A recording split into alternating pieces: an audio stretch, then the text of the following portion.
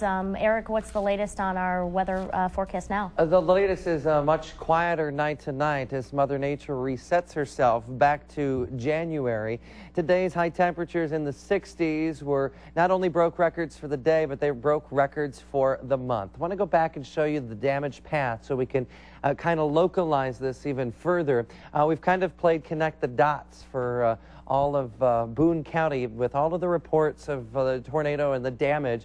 We're able to put together this path, went right over Edwards Apple Orchard and then just north of Capron and into Harvard.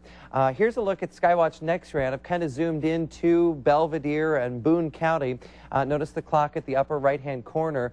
We had a wall cloud that was spotted. That is the precursor to a tornado. That was over Winnebago County about 3:19. That's when the sirens went off. That's when the warnings were issued. So there was ample time, about 10-15 minutes of lead time before it made it up there towards Edwards Apple Orchard and then pushed off to the north and the east and derailed that freight train. We're quieter right now, but it's kind of a waiting game for more showers and thunderstorms. The fog has moved in just in the past hour. We'll show you live Skywatch in just a few short minutes.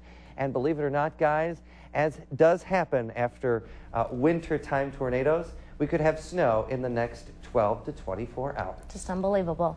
All right, thanks a lot, Eric. A lot quieter in the 13 News Weather Center than they were this afternoon, say about 3 o'clock or so. Well, really all afternoon, Eric, because about the time when we get here between 1 and 1:30, and you were pretty much busy that entire time keeping track on the storms as they developed and then moved into our area. Yeah, even Gretchen Ross this morning, I mean, we forecasted with temperatures in the 60s in January with thunderstorms. You know you're going to have trouble. So we're going to actually take this apart piece by piece and kind of take you through our day today. Why did the weather turn out the way it did? We'll talk all about that when 13 News 10 at 10 continues.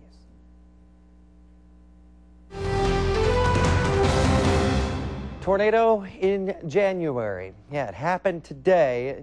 That is proof right there that you can get a tornado at any hour of the day, any time of the year. That's why we are always forecasting the weather. We don't take any days off here. Let's talk about how this tornado formed today and why.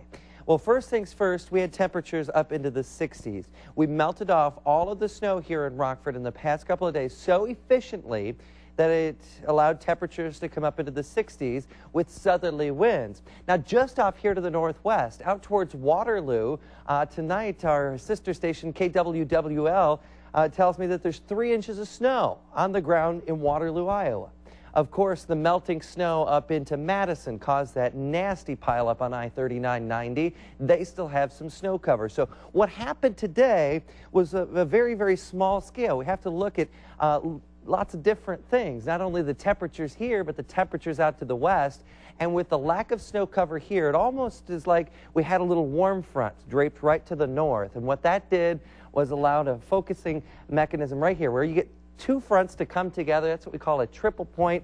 That's where you get the thunderstorms to move through. That's why nothing happened out here. They developed right over us and pushed off to the east. Thankfully, the thunderstorm that developed the tornado was just to the east of Rockford. I mean, had this thing happened just a little bit sooner, it would have gone right through the city of Rockford, and that would have been even more devastating. We do have some showers down to the south. Let's talk about those because they are starting to drift in our direction. Here's Rockford. Notice there's no more tornado watch. There is no threat of severe weather for tonight. That's all down here downstate, but we still have some showers and thunderstorms working through Missouri, and those will head in our direction as we head late tonight. Before I get to the forecast, I want to go outside to the Skywatch because just in the past hour, the visibility has come down. In fact, our camera doesn't even know. I had to actually put part of the register star in here because I couldn't focus on anything. Visibilities now are down near 0 towards Freeport with very, very light winds right now. So dense fog advisories go around for everybody tonight. Rain and thunderstorms probably after midnight. Those will redevelop. Temperatures down to 44.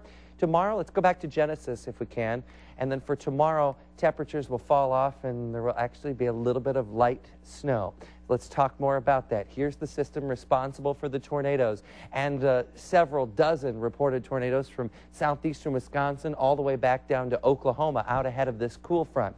It will push through as we go during the overnight, so heavier weather will be off to the east of Rockford. And then on the back side, you see the snow coming in as we go into tomorrow afternoon before the sun reappears.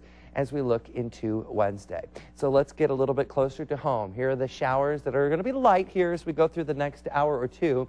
Heavier showers and thunderstorms possible as we go during the late night hours, and especially down towards DeKalb, Aurora, and LaSalle. Once again, the severe weather threat is nil, and then the cold air filters in. Could be a dusting of snow for tomorrow. Let's wrap this up. Here's your forecast. Falling temperatures for tomorrow. So 44 degrees, probably about as warm as we're going to be.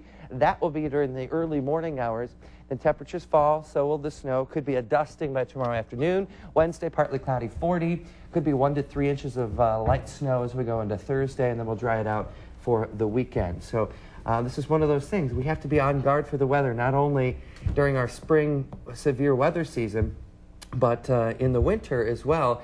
I am so thankful that everyone heeded the warnings and the watches when they came out, because a lot of times when you get an event like this, it can catch people off guard. Thankfully, we're talking about... Especially in January, in the winter, who would have thought that this would happen? So thankful that there are minor injuries, there are no fatalities. Hope that never happens on... Yeah, we all know Very lucky. we could be reporting some much worse news. Definitely. All right, All right, thanks, Eric. thanks a lot, Eric.